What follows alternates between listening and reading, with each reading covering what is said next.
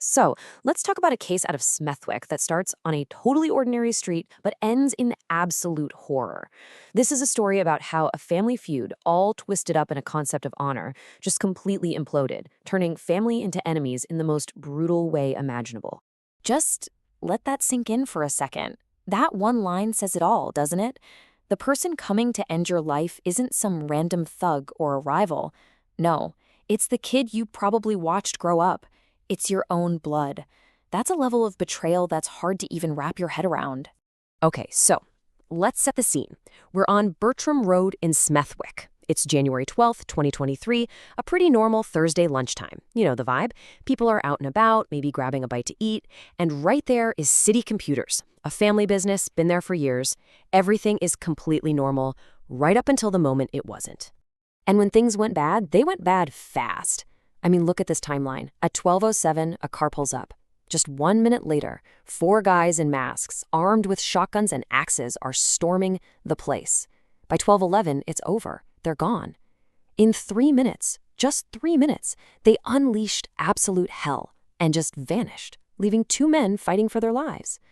This wasn't some robbery gone wrong. This was a straight-up military-style assault. So Detective Inspector Francis Knock gets to the scene, and his first thought is probably what you'd expect, some kind of local gang beef. It happens. But pretty quickly, he realizes something's off.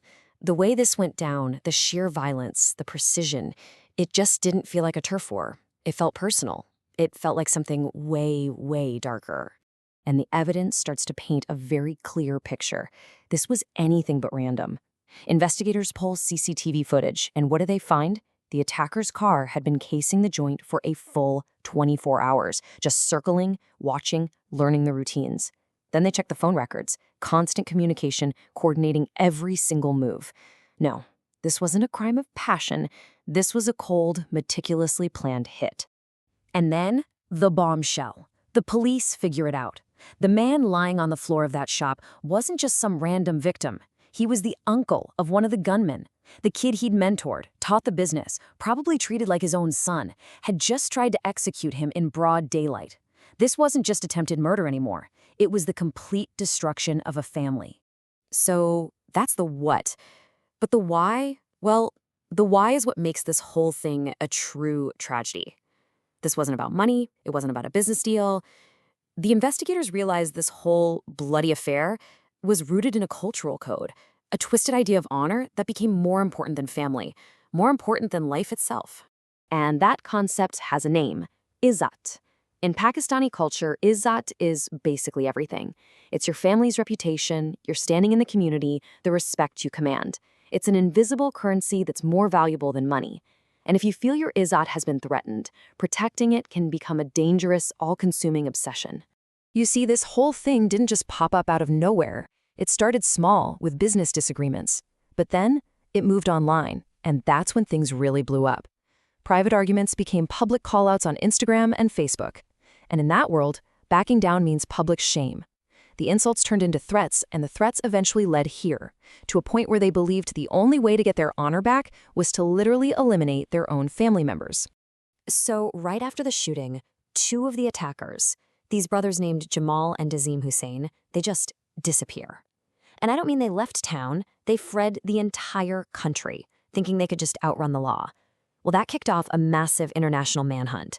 We're talking West Midlands police working with Interpol, a full-scale operation to track these guys down. And they managed to stay on the run for 457 days. Think about that for a second. That's over 15 months, over a year of living as ghosts, constantly looking over your shoulder, cut off from everyone you know. The mental pressure must have been absolutely unbearable. But here's the crazy part. In the end, it wasn't some brilliant police sting that got them. It was just human nature.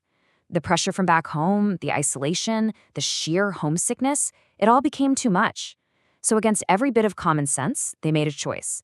They bought plane tickets and flew right back to the UK, basically into the arms of the police who were waiting for them. Their capture was a huge step, of course. But while the legal system was about to serve up its brand of justice, the real story is what happened next. Because putting these guys in jail, that doesn't fix anything.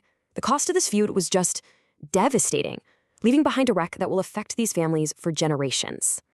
In court, their whole defense seemed to hinge on this idea of protecting their honor. But here's the hard reality. In a British courtroom, that's not a defense. It doesn't justify anything. Faced with a mountain of evidence, CCTV, phone records, you name it, their case just fell apart. They had no choice. They pled guilty. 73 years. That was the grand total. 73 years of prison time handed out to everyone involved. It's a huge number, and it really puts a fine point on the legal price they paid, all for a moment of protecting their so-called honor. And the judge, in his final remarks, he really hit the nail on the head. He pointed out how easily this could have been a double murder. But he also said that the fact that this was all within a family, well, that's what made it so uniquely tragic. It wasn't just a crime. It was, as he put it, a devastating catastrophe. And the damage just ripples outwards. The computer shop is still boarded up today, like a permanent scar on that street. Other shopkeepers are afraid. The community is shaken. You've got kids who are now going to grow up visiting their dads in prison. And you have two sides of the same family, now completely broken, spending their life savings on lawyers and prison visits. That's the real cost. Which really just leaves us with one final heavy question. When an idea like honor becomes more valuable than a human life, who's the one that actually ends up paying the price? And I think this case makes the answer painfully clear. It's everyone. The victims, the attackers, their families, and the community that has to live with the fallout. It's a price no one should ever have to pay.